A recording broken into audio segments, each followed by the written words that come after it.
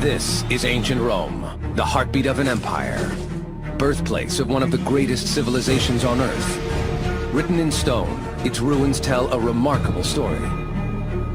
It's the world's first metropolis, erected of concrete and marble, built on a swamp with extraordinary engineering.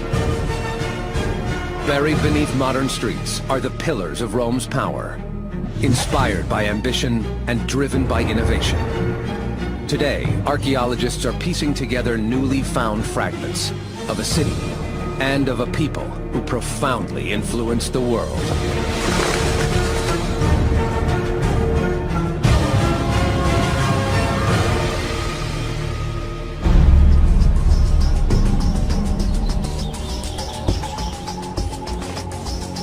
It's the first civilization to conquer the Western world, and at its peak, it is the greatest empire on Earth. Spanning 3 continents and 2 million square miles, it rules 60 million people. But Rome's greatest feat is that its endurance and its supremacy lasts for centuries. When we think of Rome, of the Roman emperors, the Romans themselves viewed their city already as ancient. Over 500 years of construction, destruction, and reconstruction had shaped the city. Rome's long history is sacred, and Romans worship the goddess Roma, who personifies the city. But to fully understand the extraordinary accomplishments of Rome, we must examine how it all began. Tradition has it that Rome was founded here, on the Palatine Hill, one of Rome's oldest hills. And it's right here that we have the remains of a hut that dates back to the 8th century BC. There is a widely held belief that the city's founding fathers are Romulus and Remus, the semi-divine sons of the god Mars. To early Romans, this myth explains plenty, like the engineering work that seems superhuman in its scale. Without it, Rome does not exist. This is the Roman Forum. It's the commercial center of Rome. It's the political center. It's the religious center. It is the heart of the empire that spans the Mediterranean. Originally, it didn't look like this, though. Originally, it's wet, uninhabitable. The tribal land of the Romans is a swamp, a breeding ground for diseases like malaria. No settlement can thrive here unless a large area is drained. Rome didn't grow into an imperial world city because of its natural advantages. It was the Romans that made Rome, and not the location. Major construction begins around 600 BC.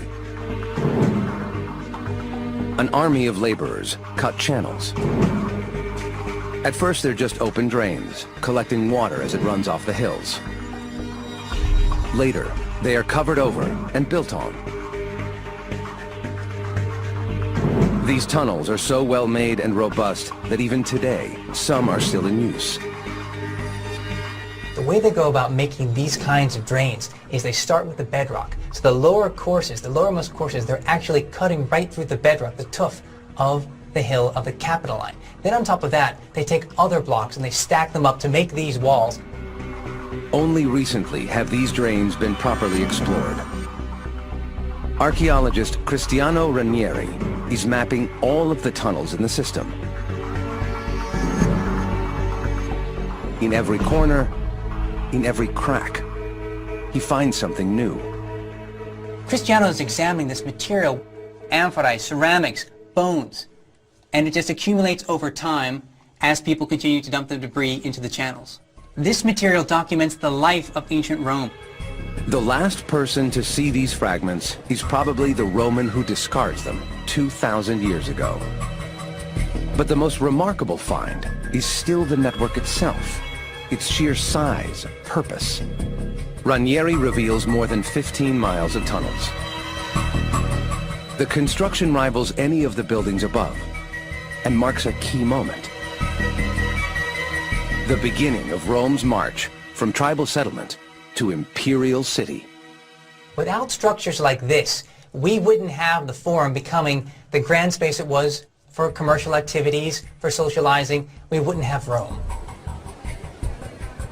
In the 2,500 years since the people of Rome claimed this land, their city has never stopped evolving.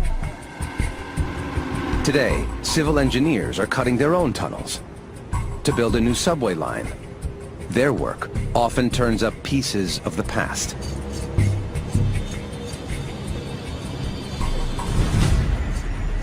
The amazing thing about being in the city of Rome is that there's always something new to discover.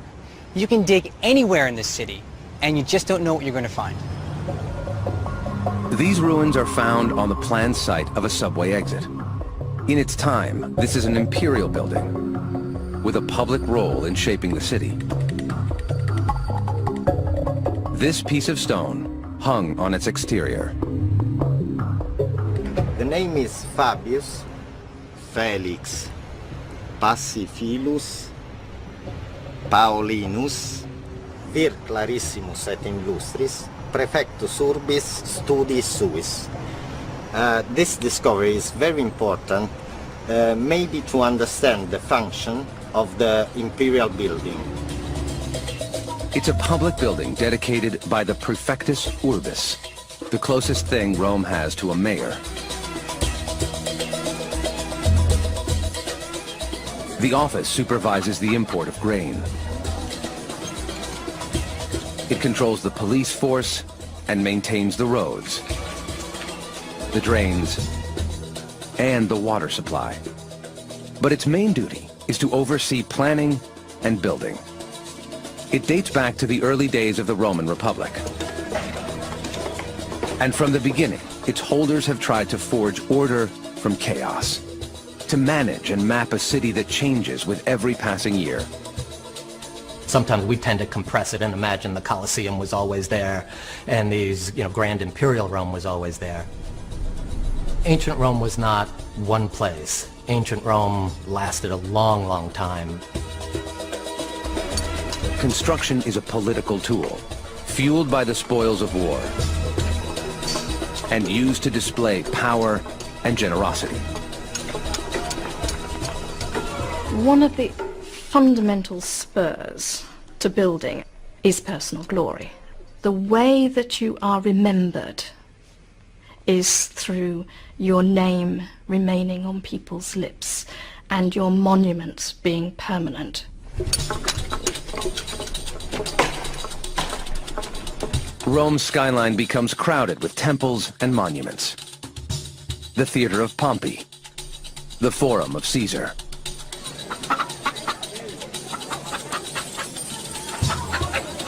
But in 27 BC, the ever-evolving city faces a revolution, and Rome's first emperor is crowned. His name is Augustus, the adopted son of Julius Caesar. For nearly 20 years, he's fought for control.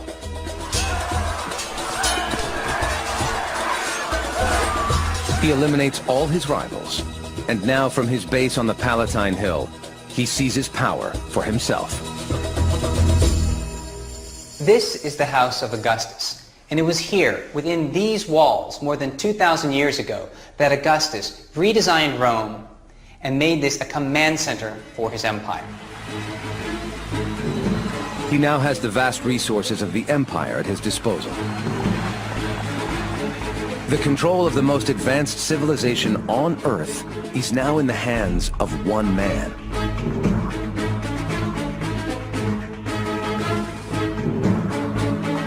This is the golden age of Rome, the result of the most extraordinary feats of construction that the world has ever seen.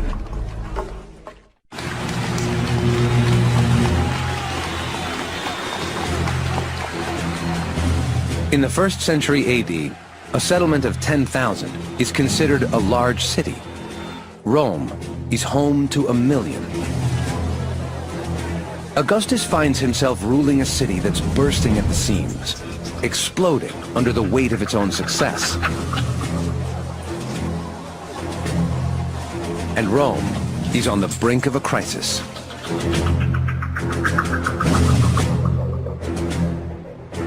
In the 200 years between the 2nd century BC and the reign of Augustus, Rome's population quadrupled. The city was thriving, but there became a new issue: waste. From the beginning, the Romans get their clean water from the Tiber River.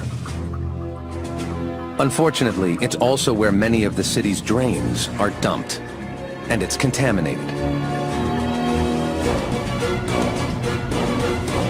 The Tiber River was choked with garbage, human waste, even bodies.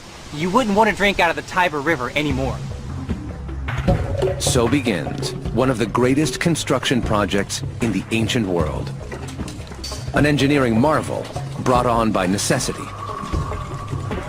The Romans find other sources of water outside the city and build aqueducts to transport it in. With this advanced waterway system, they fill their fountains, pools, and baths. The Romans didn't invent aqueducts so much as it was the scale and the scope of Roman building. They had the political organization, they had the security, so they could afford to build these incredibly expensive projects. In the southeastern area of ancient Rome, these arches still stand. 2,000 years ago, they are part of a 310-mile network. Today, modern aqueducts use pumping stations. Those in ancient Rome rely on gravity and are built to meticulous specifications. This aqueduct, the Aqua Claudia, is at least 40 miles long. It drops at an average of about 1 foot in every 400. These great arches symbolize the genius of Roman engineering. But the greater work lies just below the surface. For every foot of aqueduct above ground is 6 feet buried beneath. Duncan Keenan-Jones follows the Aqua Claudia back to its source high in the foothills of the Apennine Mountains, 30 miles east of Rome. This location here gives us a really good idea of how they constructed these underground aqueduct tunnels. If we look here, we can see the pick marks of one team moving in this direction, a team of workers digging out the rock. And this here is the exact point where the two teams met, another team coming from this direction. We can see the change in the height of the tunnel here, as this team was obviously digging the roof a bit higher than the other team, so they haven't quite met there. If we look on the wall here, we can see where the deposits formed by the water reach. It's only halfway up the channel here. Clearly, the work down here is difficult and claustrophobic.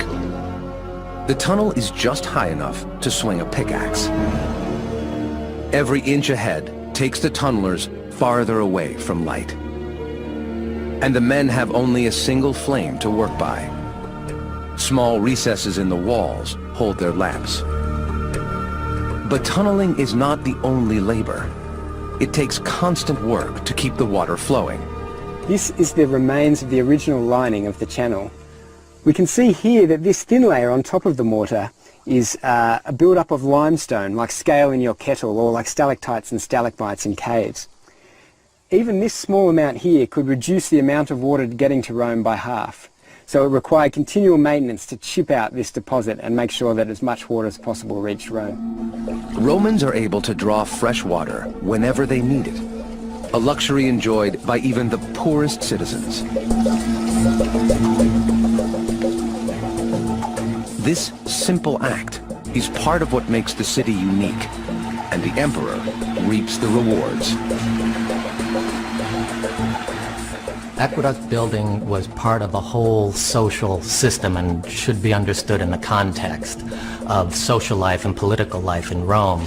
The average Roman citizen would come into contact with this water when the water of the aqueducts was piped to basins almost on every street corner, so there would be a neighborhood fountain.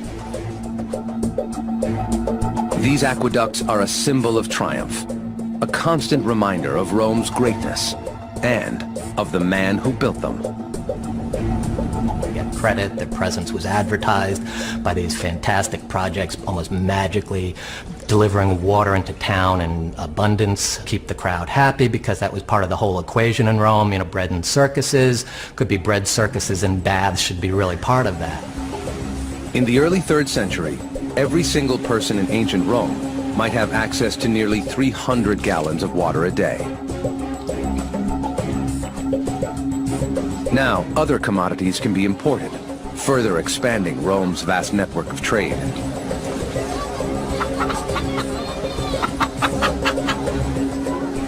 Under Augustus, Rome looks more like a modern city. It has suburbs and slums, houses and tenements, public spaces and back streets. Augustus creates Rome's urban cohorts, its first police force, and its fire department. But he also makes his mark through extraordinary ambition and wealth. In his own words, he turns a city of brick into a city of marble.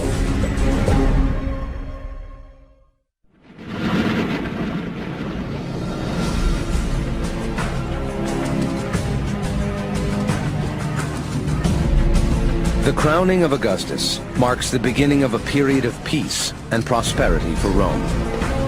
The emperors who follow live by his example. Generations to come live by his laws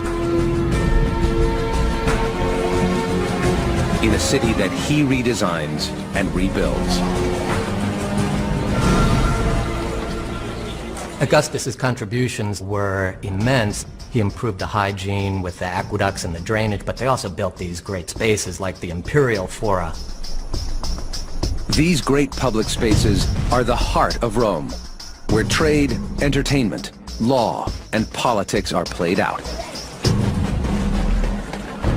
Here, written in stone, is the story of Rome's metamorphosis into a caput mundi, head of the world.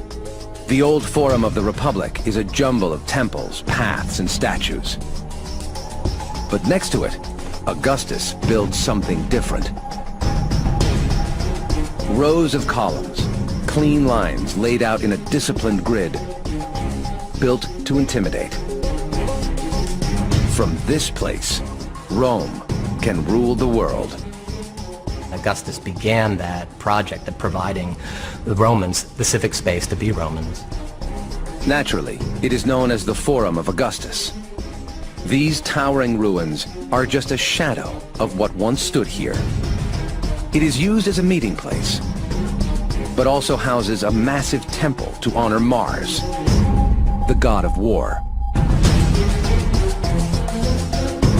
Augustus promises Mars Ultor that if Mars Ultor allows him to avenge the death of his father Julius Caesar, Augustus will build the god a lavish temple. And of course it has to be the most lavish temple that Rome has ever seen. Using his sacred promise as a justification, Augustus seizes the land he needs. This is what remains of the temple of Mars the Avenger. It's the reason for Augustus's forum. Now, to build all this, an entire neighbourhood, an upmarket one too, had to be swept away, and the road network of central Rome had to be diverted round it. Now, not surprisingly, it took 40 years to build. The ruins are littered with pieces of finely worked marble. It covers every surface here and is purposely chosen. White marble represents purity, endurance, and refinement. It is as compelling a sign of the emperor's position as his purple robe or his oak leaf crown. He is the only one with the wealth to use marble on such a scale. Rome's white marble comes from the mountains of Carrara, 200 miles to the north.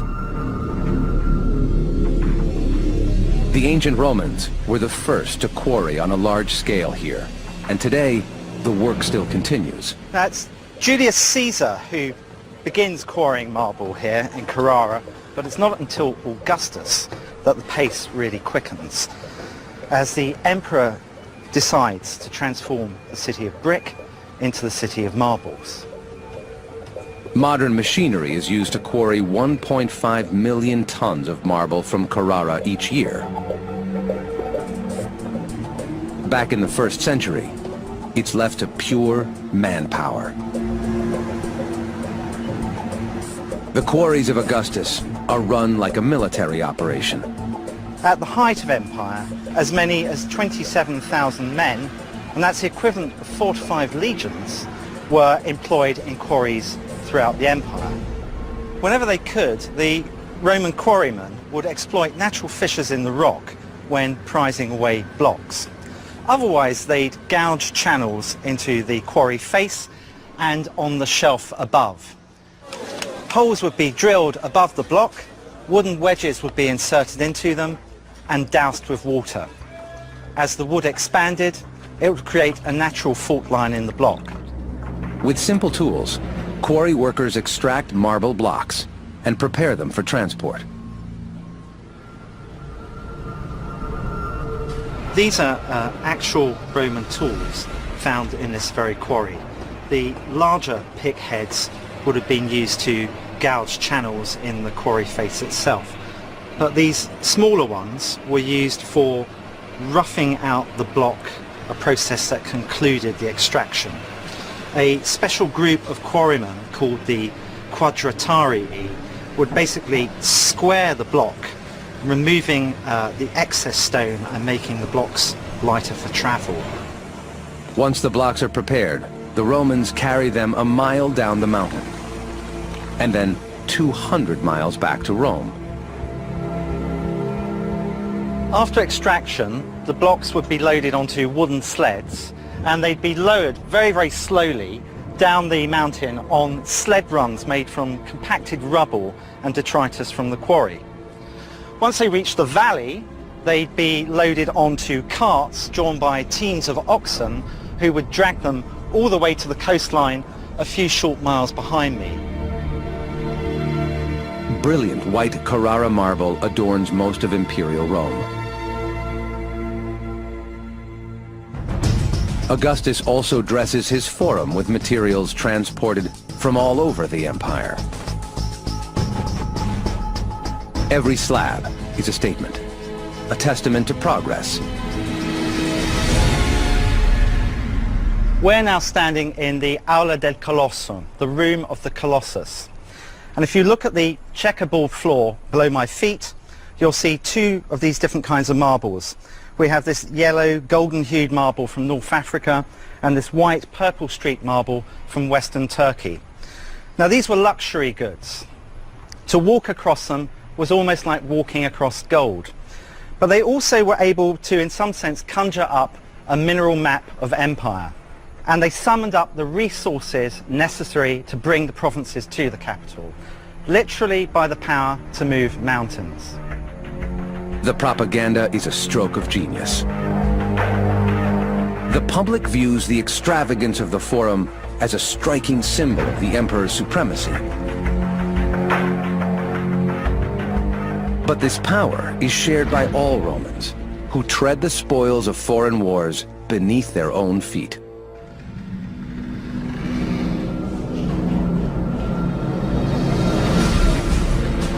Augustus strategically proclaims, not I rule, but we rule. Augustus was a master propagandist. So he played this really delicate, intriguing game of showing Romans power at the same time as trying to suggest he is not going to offend their sensibilities and make it so obvious that they're being dominated by one of their own. But of course, he does dominate. He politics, battles, and murders his way to power. He reigns for 41 years.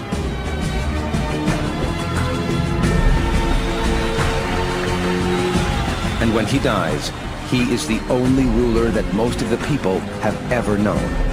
He is present in every aspect of their lives. And here, at the center of it all, he literally looms over them. The 6 times life-size Colossus that once stood on the podium behind me. This probably represented the genius Augusti, that is, the life force of the emperor. It was made from the finest grade and the most dazzlingly white Greek marble. And looking at this luminous phantom was like looking at the soul of the emperor who inaugurated the City of Marble. Augustus's marble buildings embody Roman power. But in the shadow of his great monuments is a city still constructed mainly of wood. Fires are frequent and deadly, and soon a large section of the city will be destroyed.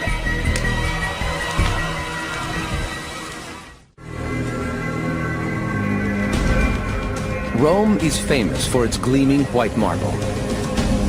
But this isn't the city that most Romans know. Hundreds of thousands of them live in cramped houses and multi-story tenements.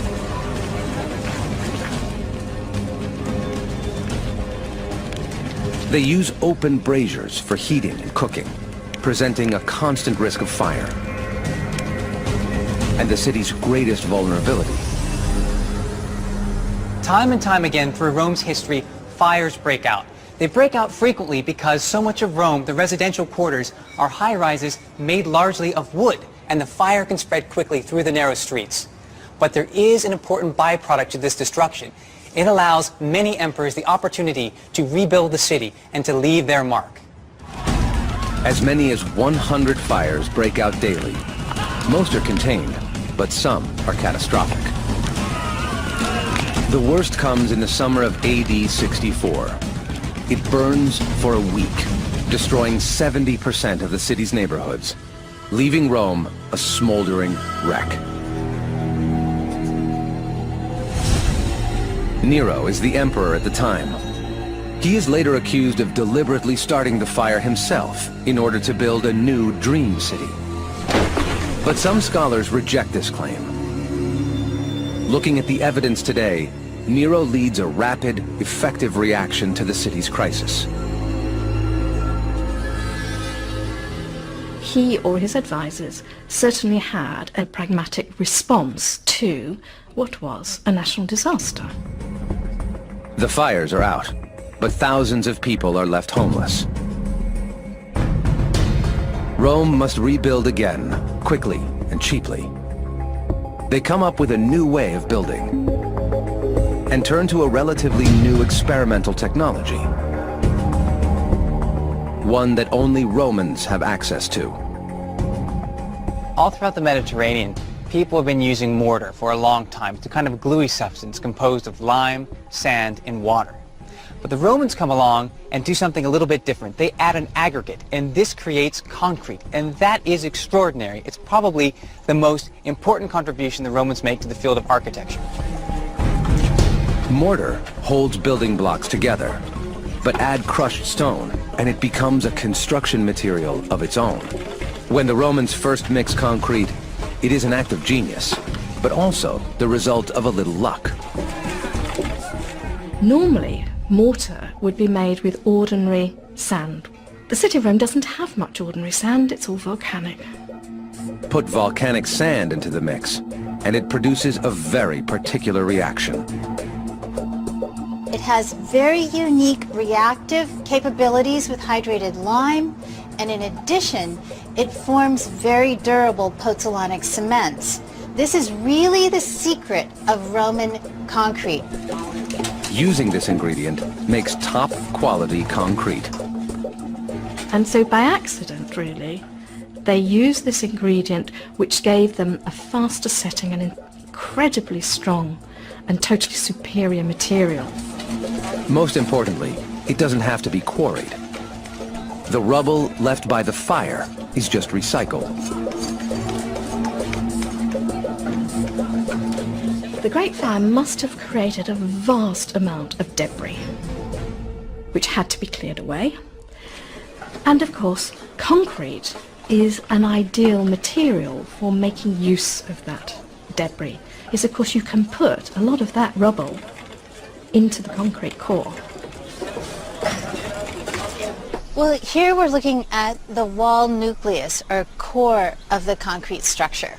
The actual facing is the chunks of tuff that form this sort of slightly lumpy surface. The ancient Roman builders made an exterior facing for the walls.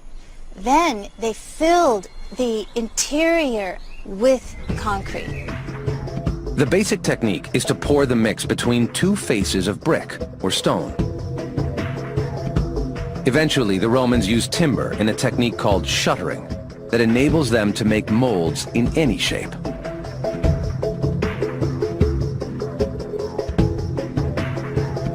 The Great Fire is followed by a period of bold experimentation, perfecting methods that are practically still in use today. You can see there's still no substitute for timber for certain jobs. The principle of building a concrete vault remains the same. The formwork of shuttering is packed with a slurry of mortar and aggregate allowed to set. Once it's set, the props are knocked away, the shuttering's removed, and a new vault is built. Nero's engineers discover the endless possibilities and begin plans for a new imperial palace. Without concrete, its design would be unthinkable.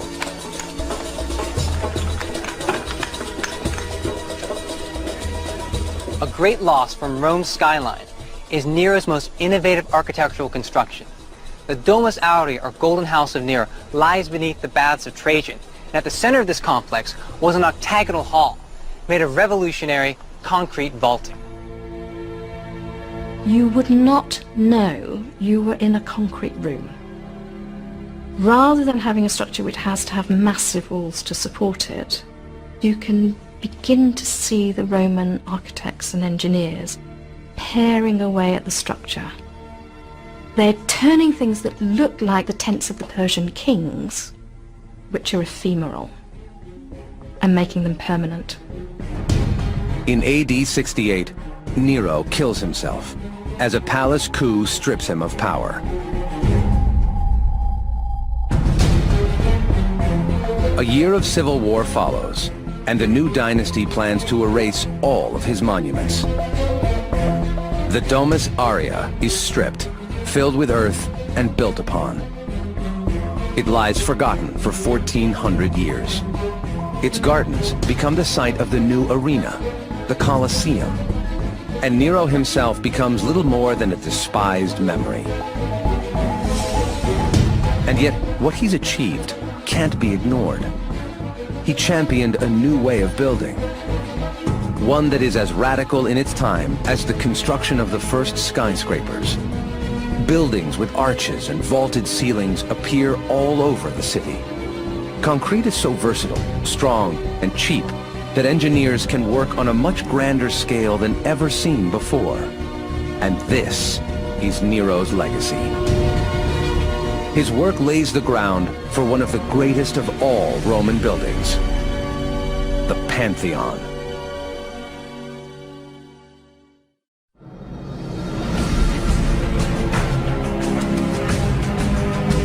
Rome is built on a swamp, from which a city of wood and brick emerges. The Emperor Augustus creates a city of marble.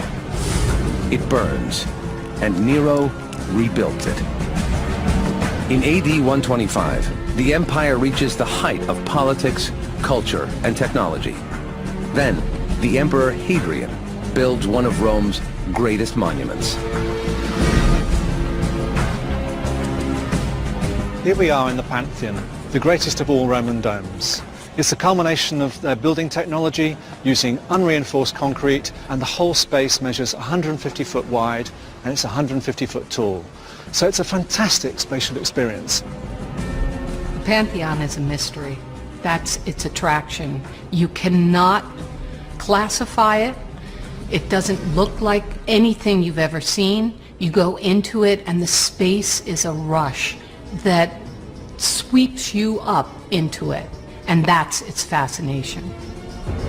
Its design is a work of genius. This 150-foot space is held up by a 20-foot thick drum. Inside there are actual hidden voids right the way within the structure, like a honeycomb, and they are lightening the structure. A structure like this requires a balance of strength and weight. The walls of the drum must be 20 feet thick, but the combined weight of placing a dome on top might cause a collapse. The builders make voids in the walls to make them lighter, but crafting the dome requires all of their ingenuity. By this point in Rome's history, its engineers have been experimenting with concrete for more than 300 years and know how to alter its mix, so the higher it goes, the lighter the load. You start from solid travertine aggregate, which is the heavy and compact material, working up through tough, brick, and finally pumice. So right at the top, we have the lightest of all possible material, lighter than water, and then finally the oculus, which is actually, of course, pure air. The key to its stability is a ring of stone at the dome's highest point. It's the focus of all the pressure. Each section of the vaulting pushes on this ring, and the equal forces on all sides cancel each other out. It's a neat, practical solution, but it also creates a tremendous visual effect. On a clear day, the sun shines like a spotlight into the space below. The oculus of the Pantheon could be said to just be an engineering necessity. But the oculus also is very much in fitting with the use of the Pantheon as a place for the emperor to give judgment. Romans believed that the gods should see when they were making judgment, that they should be doing it in the open air. And so the oculus allows, if you will, all the gods to look in and know what is going on in the Pantheon. And yet, it still holds its secrets. Today, visitors are so eager to see inside the Pantheon that they forget the building's exterior. The feat of building the dome is matched out here in the portico by another constructional enterprise of almost equal magnificence. To Mark Wilson-Jones, it's only by looking closely at this part of the structure, its vast columned entrance, that you really understand what the Pantheon means. Here we have 16 sumptuous Corinthian columns, but it's when we look at the shafts that we see something really astounding. They're 5 foot wide, 40 foot tall, but that means 50 tons each. But when we look at the details of this part of the building, there's some singular features that lead us to believe that the Roman building machine may have hit its uppermost limits. He sees signs that the builders had reached as far as they could go. This may be the greatest building, made by the greatest engineers of the greatest empire in the ancient world. Wilson-Jones sees both Rome's peak and perhaps the beginning of its decline. From these extraordinary heights, there is only one way: down. In the 2nd century AD, Rome attains its greatest power: expansion and prosperity. It's during this extraordinary time that the Pantheon is built.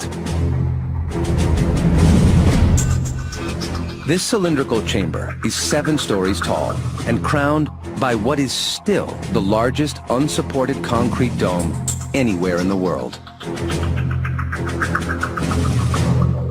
At its front is the rectangular portico, 16 columns, each one 40 feet tall and carved from a single piece of Egyptian granite, weighing over 80 tons.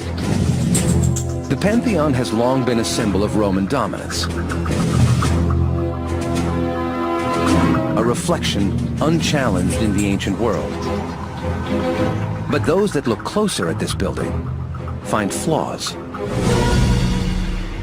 This is the Pantheon. It's one of the most impressive things that the Romans built from the ancient world, and it's one of the best preserved monuments from antiquity. But take a look at the portico up there. Above it is the start of another one, and that doesn't make any sense. This is where the column's rectangular entrance meets the drum of the main building. Above the line of the V-shaped roof, there's another joint.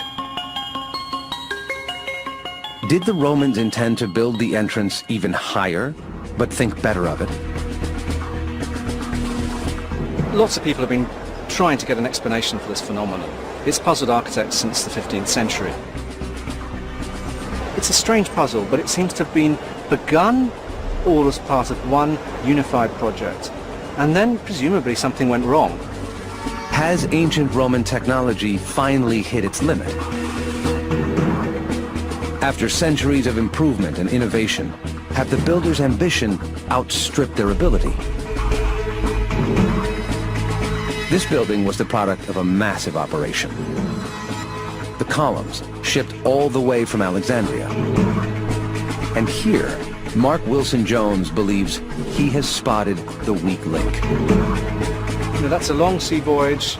We know that there's plenty of shipwrecks with columns, in fact, at the bottom of the Mediterranean. This is the kind of scenario that we could expect. He believes that Hadrian's architects faced a difficult choice. And then what would happen? I think the instruction must have come down from on high that the building needs to be completed, even if they have to have second best and make recourse to a set of 40-foot shafts that they could divert from another project. Using this theory, it is now possible to reconstruct the Pantheon as it was originally planned. Then the design, magically everything rises up. The main portico would have been as high as the second pediment.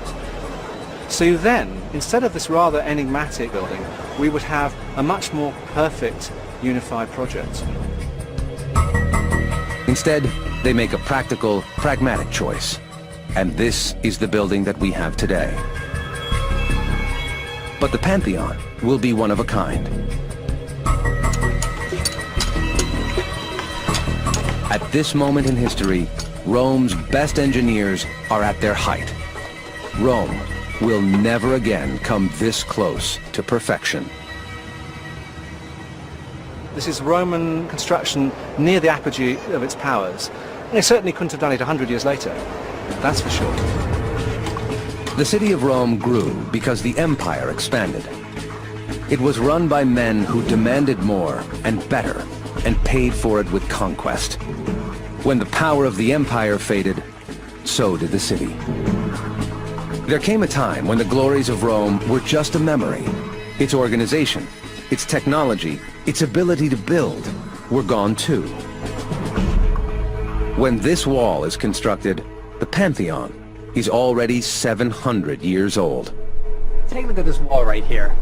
Doesn't look like anything special. You probably hardly notice it. But take a look at the holes. Now these give us clues as to what was lost to the engineering world when ancient Rome collapsed. Now the structure itself is made in the 9th century AD. But take a look at that brickwork. It's made of reused bricks from antiquity, bits and pieces that are placed in undulating courses. Take a look at the holes for the scaffolding. It's very rough, and it gives an idea that when they're building the scaffolding out of wood, they're just taking tree branches and shoving them in. So this is a far cry from what the people were able to build when Rome was at its greatest, when Rome was at its peak. After the empire, Rome shrinks. From a peak population of over 1 million, it falls to barely 100,000. Many of the aqueducts dry up, and the buildings of the Forum fall into ruin. They are robbed of their marble. No one in Europe will build again on this scale until the coming of the Industrial Revolution. In the 300-year period that really sees Rome at its height, there was a greater use of stone employed in construction than at any time thereafter or before until probably the early part of the 19th century. What stands in the Forum today is the shadow of what once was there. A place built by engineers who were as good as any that have ever lived. We call it ancient Rome, but in fact, it is the first modern city.